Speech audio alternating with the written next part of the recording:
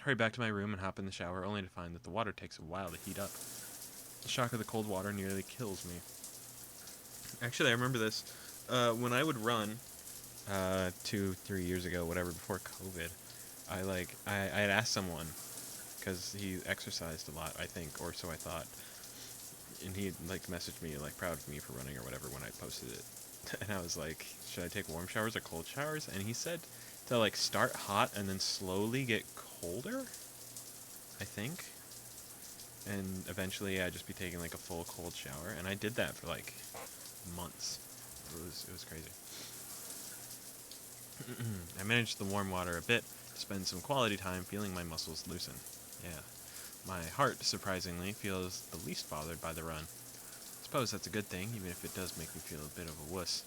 I mean, at least I'd have an excuse beyond I'm out of shape if my heart were bothering me. Guess I'll have to keep the running thing up, otherwise I'm sure Emmy won't let me hear the end of it. It's only after I get out and dry myself off that I realize I've only been 10 minutes left to put my clothes on and get to class. Crap. Is he gonna run? No, I guess it doesn't matter. Hands on the clock finally set me free from the tedium of yet another fun-filled class. Getting up from my seat proves to be more of a problem than I anticipated. My legs are killing me from the morning's run. Maybe doing these with Emmy isn't such a hot idea after all. Still, the run's given me a hell of an appetite. Yeah, I used to get really hungry after runs too.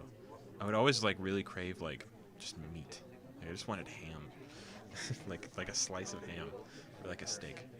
Like every single time. It was just like this weird primal thought.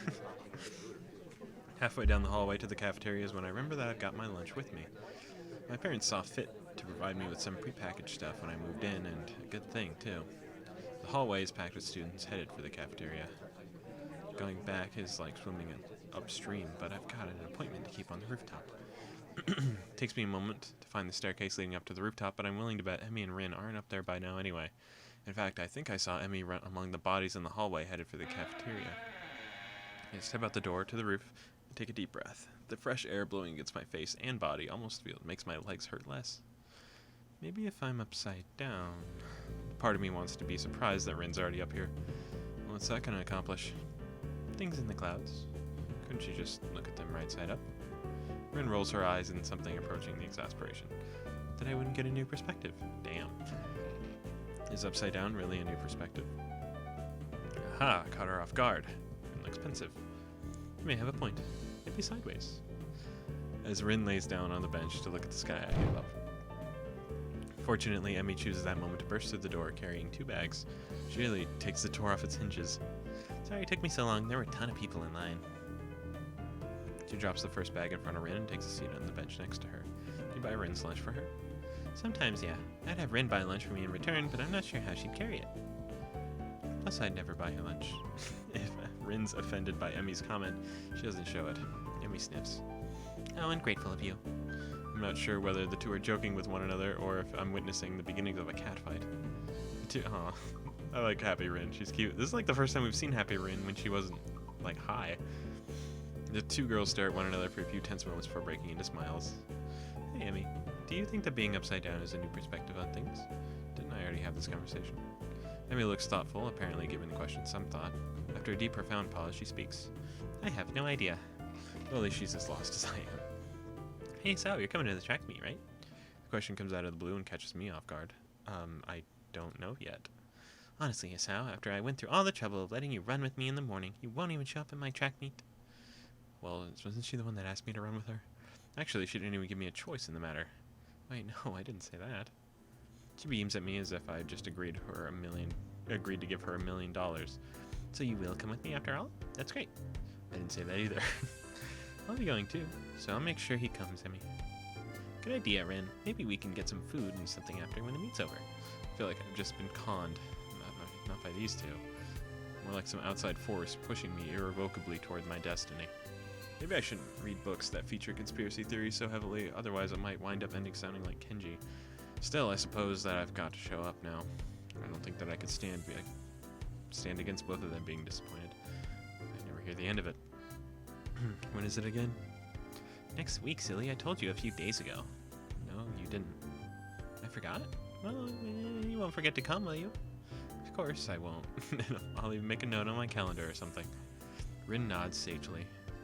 That's probably a good idea, you know? Unless time chases its course.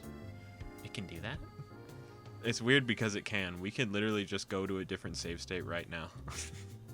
Rin gives a non-committal shrug. It hasn't yet, but you never know. It has, Rin. There was a timeline. You and me. This time it's Emmy who gives a shrug. I suppose it can't be helped if it happens. Not unless you're a time traveler or something. Yeah, that'd be weird, huh? You don't actually think that could happen, do you? This is such a weird meta conversation. I don't think we do. Do we? Rin looks at the camera. Rin shrugs again. That seems to be her default response to everything. I suppose not, but I reserve the right to change my opinion at a moment's notice. For Rin, this statement makes a disturbing amount of sense. The fact that I realize this now frightens me a bit. What if Emmy gets this feeling all the time? If she does, she's not showing it, though. Emmy merely nods. As expected. What's that supposed to mean? This time, it's Emmy who shrugs. It's like she's using Rin's own weapons against her. Your response is the sort of thing I'd expect from you, that's all. Ain't really that predictable. Emmy's smile seems to border on gloating. Nah, it's just that you're unpredictably. It's pretty predictable. Unpredictability. Well, that's alright then. I don't get the chance to see whether Rin's being serious or not as the bell rings. I didn't notice the lunch period slipping by at all. Hanging out with these two was far too interesting. Emmy jumps up and looks at a panic on her face. Oh no, I need to stop by my room to pick up my notebook for the next class. Don't you wish you had a time machine now? Rin seems rather smug as she delivers this line, like she'd just won an argument. Emmy ignores Rin's comment. Sorry, Hisao, but could you make sure our garbage gets thrown away? I usually clean up myself, but I've got to run. Sure, no problem. Emmy darts away with an urgency I'm starting to expect from her. I don't bother asking Rin why she couldn't help. She already seems to be preoccupied with something else entirely as she wanders off. She's probably used to Emmy taking care of cleanup, so for some reason I doubt Emmy's ever raised the issue with her. Cleaning up from lunch doesn't take long, and I have plenty of time to toss our garbage to get to class. I thought I heard someone behind me. Misha greets me with a wave, a devious grin as I walk through the door. Didn't see you in the cafeteria, Hichan? Yeah, I decided it was too crowded there. Misha's grin gets even wider. Oh, really? Are you sure you weren't participating in illicit rendezvous? What are you talking about? You were on the roof, right? With both Rin and Emmy, no less. You Casanova, you. You have no idea, Misha. We just had lunch, that's all. Misha bursts into laughter, drawing the attention of several of my classmates. You're so adorable when you blush like that, Hichan. She gives me a conspiratorial wink. Don't worry, your secret's safe with me. There's no secret. Oh? Misha seems disappointed and brightens up again. Time will tell. I don't know what the hell she's talking about, but blessedly our teacher comes in and the class starts. Another day of class has finally dragged itself to a close. I'm so thirsty.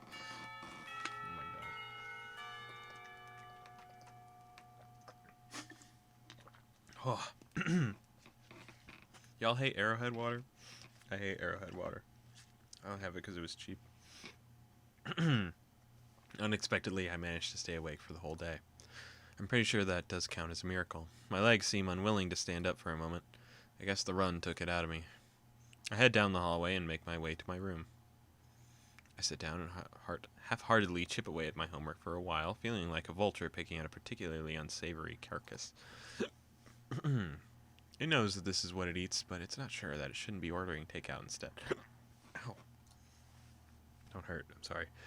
I downed that water too fast. I don't think I can take this, but it's important to get my work done. Now let's see. What was I supposed to be looking over again? I know it's a losing battle, but I fight it anyway. Halfway through my math homework, I put my pencil down. This isn't working. I need a distraction. Unfortunately, my options for distractions are rather slim. I'm not in the mood to read right now. Kenji is unusually out of his room at the moment, and if I go to the student council room, I'll just end up doing work for those two. Heaven only knows where everyone else is, except for... Well, I suppose that's an option. I grab my shoes and head for the track. Emmy's probably down there. Yes, my man. Track practice is just ending as I arrive to the track. The sun's beginning to dip low in the sky. Has it really gotten that late already? What are you doing down here, Hisao? Come to spy on me, have you? I give a shrug. To be honest, I'm not sure why I'm down here. I didn't have anything better to do. Figure that's about right. At the moment, Emmy is the only person I could think of who I could visit. So I'm your last resort, am I? Nobody cool around, so I'll just go see Emmy. Is that what you thought? She actually looks angry. A chance for some teasing of my own presents itself. Actually, yeah, I guess you are. Emmy pouts, widening all her eyes to give the maximum amount of puppy dog resemblance. Kidding, I was kidding. So you're down here to stalk me. Wait, what? That's not what I meant. Why would I stalk you anyway? It's not like you require stalking. If you're not asleep or in class, you're down here, right? Emmy laughs at this comment. Well, you're not all wrong, I suppose, but you forgot about eating. Do that too. I nod, conceding the point. Plus, I hang out with Rin sometimes too, so really I might take some effort to stalk. So what are you gonna do together anyway? You don't seem to have a lot in common. She puts her hands down on her hips and assumes a superior air. That's what you think. We've got all sorts of hidden hobbies, you know. Oh, really? Like what?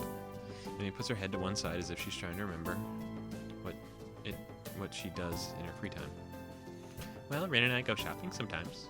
I guess that makes sense. Emmy's a girl after all, but Rin is also a girl after all. Rin comes with you? We usually swing by the art supply store. Plus, she likes this music store that sells a kind of weird sounding stuff. She says it helps focus her.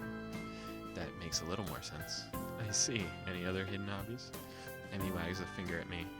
Now, why would I go revealing all my dark secrets to you? We hardly know one another. Somehow I think that's all Emmy has in her way of hobbies. Still, I don't think that my question's been answered.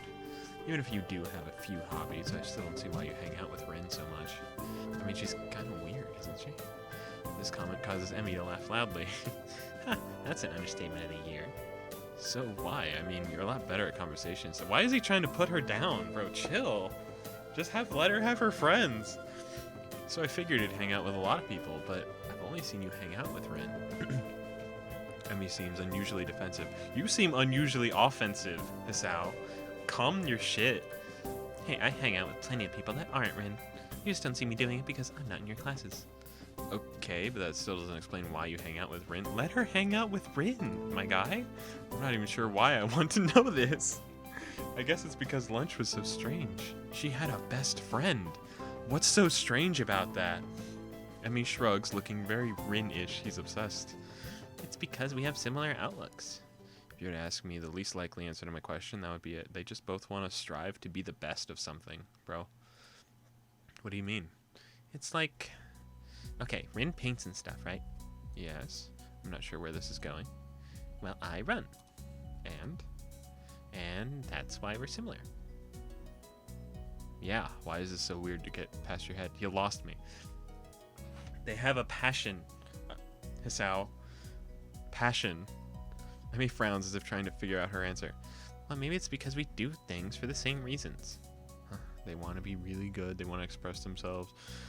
You know, we follow our passions. Wow, it's almost like it's fucking bled into your brain, bro. So you're passionate about running and passionate... Yes. Well, sort of. Let me think. Well, Rin explained it to me once, but I don't know how much of it I followed. Not surprising. I think any explanation from Rin would probably confuse anyone. She says we're both chase after an extreme. Like she's always trying to find a new way to show a particular feeling or something. And I run because of the feeling I get from it.